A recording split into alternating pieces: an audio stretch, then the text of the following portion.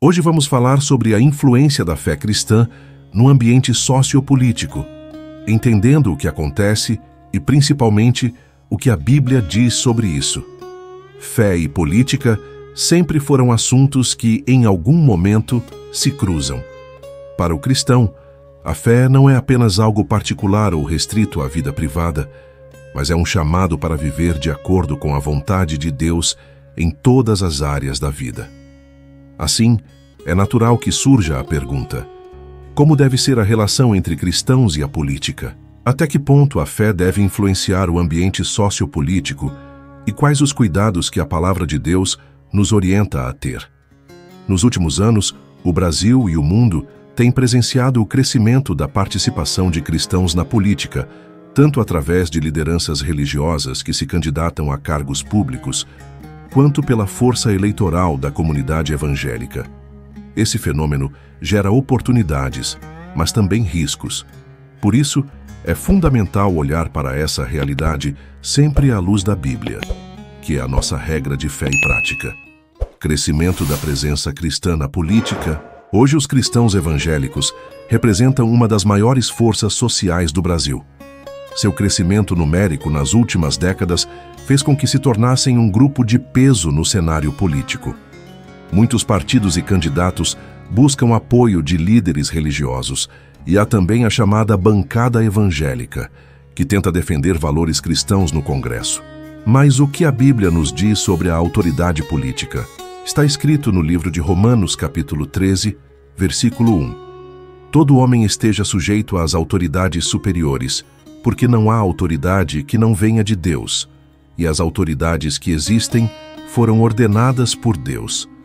Isso significa que, mesmo antes de pensarmos em ocupar cargos, devemos reconhecer que a autoridade é estabelecida por Deus e que Ele é soberano sobre os governos. No entanto, a Bíblia também nos mostra que é possível e legítimo que homens e mulheres de Deus exerçam influência em governos. José, no Egito, foi elevado por Deus a governador e usou essa posição para salvar o povo da fome. Daniel, na Babilônia, serviu em cargos importantes e permaneceu fiel ao Senhor. Ambos são exemplos de que é possível ser servo de Deus e, ao mesmo tempo, ter influência política. Mas eles também mostram que essa influência deve ser exercida com fidelidade e obediência a Deus, não em busca de poder pessoal.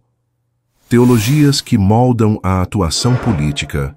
Nos dias de hoje, alguns movimentos cristãos defendem a ideia de que a Igreja deve dominar áreas da sociedade, como governo, educação, cultura e economia. Essa visão é conhecida como o Mandato dos Sete Montes. Muitos entendem que esse é o caminho para o avanço do reino de Deus.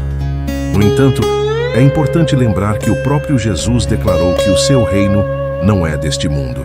Está escrito no livro de João, capítulo 18, versículo 36. O meu reino não é deste mundo. Se o meu reino fosse deste mundo, os meus servos lutariam para que eu não fosse entregue aos judeus. Mas agora, o meu reino não é daqui. Isso nos ensina que o objetivo da Igreja não é dominar estruturas terrenas, mas anunciar o reino espiritual de Cristo. Por outro lado, existe também a visão de que a fé deve se expressar no cuidado com o próximo e na busca pela justiça social. Isso se aproxima daquilo que os profetas do Antigo Testamento constantemente proclamaram. Está escrito no livro de Miqueias, capítulo 6, versículo 8. Ele te declarou ao homem o que é bom, e que é o que o Senhor pede de ti, senão que pratiques a justiça e ames a misericórdia e andes humildemente com o teu Deus. Esse texto nos mostra que a missão do povo de Deus inclui sim a justiça social, mas sempre em humildade diante do Senhor. Riscos e armadilhas da influência política. A presença cristã na política pode ser bênção, mas também traz perigos. Um deles é reduzir o evangelho a uma agenda política ou moral. Ou, quando a fé é usada apenas como bandeira partidária, perde-se a essência da mensagem de Cristo. Está escrito no livro de Mateus, capítulo 23, versículo 23. Ai de vós, escribas e fariseus, hipócritas, pois que dais o dízimo da hortelã, do endro e do cominho, e desprezais o mais importante da lei, que é o juízo, a misericórdia e a fé. Deveis, porém, fazer estas coisas e não omitir aquelas. Outro risco é a idolatria do poder.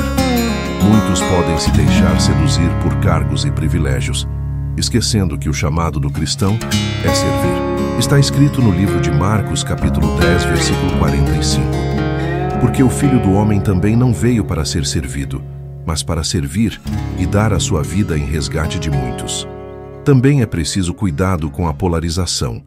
Quando cristãos se dividem por partidos ou ideologias, esquecem que são irmãos em Cristo.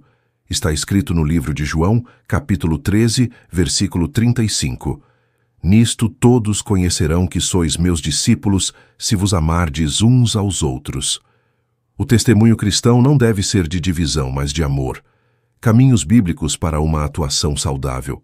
Se você está gostando do vídeo, ajude o canal com seu like, curta e comente sugerindo temas que você quer ver nos próximos vídeos.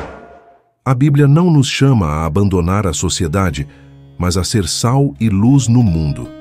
Está escrito no livro de Mateus, capítulo 5, versículos 13 a 16. Vós sois o sal da terra, e se o sal for insípido, com que se há de salgar? Para nada mais presta, senão para se lançar fora e ser pisado pelos homens. Vós sois a luz do mundo. Não se pode esconder uma cidade edificada sobre um monte, nem se acende a candeia, e se coloca debaixo do alqueire, mas no velador, e dá luz a todos os que estão na casa. Assim resplandeça a vossa luz diante dos homens, para que vejam as vossas boas obras, e glorifiquem a vosso Pai, que está nos céus. Ser sal e luz significa agir com ética, verdade e amor no ambiente político. Isso inclui servir como cidadãos exemplares, pagando impostos, votando com consciência, obedecendo às leis. Está escrito no livro de Tito, capítulo 3, versículo 1. Admoesta-os a que se sujeitem aos principados e potestades, que obedeçam, que estejam preparados para toda boa obra. Manter a voz profética, não se calar diante da injustiça, mesmo que isso custe alianças. Está escrito no livro de Isaías, capítulo 58, versículo 1. Clama em alta voz, não te detenhas, levanta a tua voz como a trombeta, e anuncia ao meu povo a sua transgressão, e à casa de Jacó os seus pecados. Respeitar o pluralismo, lembrar que vivemos em uma sociedade diversa, e que a imposição da fé não é o caminho. Está escrito no livro de 1 Pedro, capítulo 3, versículo 15. Antes santificai a Cristo, como Senhor, em vossos corações, e estais sempre preparados para responder com mansidão e temor a qualquer que vos pedir a razão da esperança que há em vós. Orar pelas autoridades, mesmo quando não concordamos com elas. Está escrito no livro de 1 Timóteo, capítulo 2, versículos 1 e 2. Admoesto-te, pois, antes de tudo que se façam deprecações, orações, intercessões e ações de graças por todos os homens pelos reis e por todos os que estão em eminência, para que tenhamos uma vida quieta e sossegada em toda a piedade e honestidade. Exemplos bíblicos de atuação política. A Bíblia está repleta de exemplos de servos de Deus que influenciaram governos, sempre lembrando que seu compromisso maior era com o Senhor. José foi governador no Egito e salvou nações da fome. Daniel foi conselheiro de reis pagãos e mesmo assim manteve sua fé, orando todos os dias, ainda que isso o levasse à cova dos leões. Ester usou sua posição como rainha para interceder pelo povo de Israel e impedir um genocídio. Esses exemplos mostram que o cristão pode sim ter atuação política, mas sempre com coragem, fidelidade e temor ao Senhor. Conclusão. Se você aprendeu algo valioso neste vídeo, curta, compartilhe, comente e inscreva-se no canal para que mais pessoas possam refletir sobre fé e política à luz da Bíblia. O cristão não pode se isolar da sociedade, nem usar a fé como instrumento de poder. O chamado bíblico é para ser sal e luz, agindo com justiça, misericórdia e humildade em todas as áreas da vida, inclusive na política. Está escrito no livro de Filipenses, capítulo 3, versículo 20. Mas a nossa cidade está nos céus, de onde também esperamos o Salvador, o Senhor Jesus Cristo. E também está escrito no livro de Colossenses, capítulo 3, versículo 23. E tudo quanto fizerdes, fazei-o de todo o coração, como ao Senhor e não aos homens. Assim, qualquer envolvimento sociopolítico do cristão deve ser feito para a glória de Deus, não por interesses humanos. Muito obrigado por assistir até aqui. Deus abençoe vocês e até o próximo vídeo.